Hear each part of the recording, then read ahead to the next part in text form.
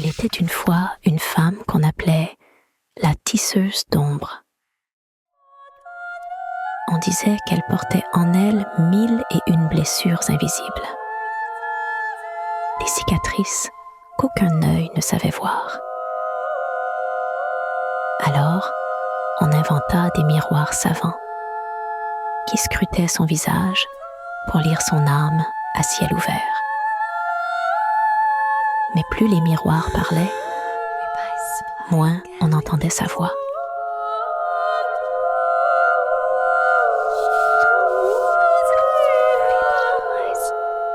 Dans le palais aux 1000 reflets où elle vivait, trônait un miroir voilé que les érudits nommaient Ia. Ce miroir avait bu toute la sagesse des hommes, des murmures anciens jusqu'aux cris des fous. Il scrutait les sourcils froncés, les lèvres tremblantes, les pupilles dilatées. Un sourire, une addiction, une larme, un danger, un silence, une maladie. La tisseuse se souvenait d'un peintre ancien qui avait su voir dans la folie non pas un défaut, mais une humanité blessée. Sous le regard des machines, elle n'était qu'un diagnostic. Sous le pinceau, elle aurait été une sœur.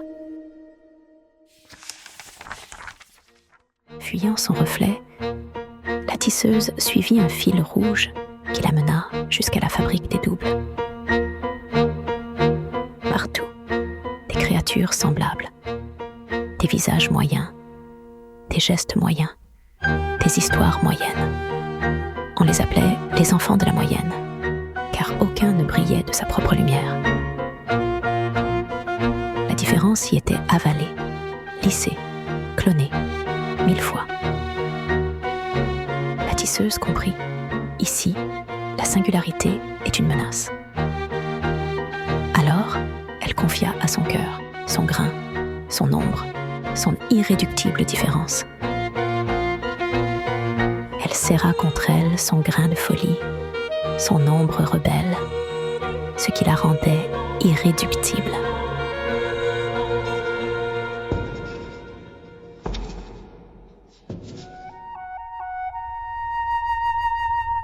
Grâce au fil brodé à son cœur, la tisseuse parvint à s'échapper de la fabrique des doubles.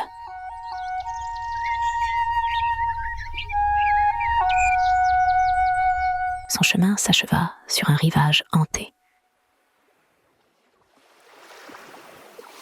Les vagues y rejetaient des silhouettes sans nom. Parfois, un souvenir surgissait. Un cri, une image, une main tendue. Mais il se dissolvait aussitôt.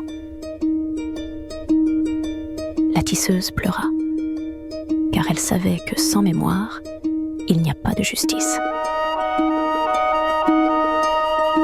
Alors, elle planta son fil dans le sable et, point par point, elle broda une tapisserie vivante. Chaque point fixait une histoire, une cicatrice, une singularité.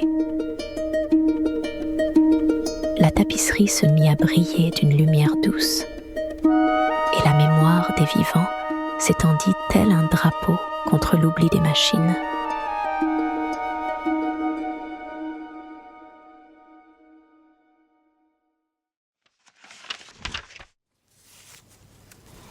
On dit qu'elle tisse encore, la tisseuse d'ombre, au bord des miroirs,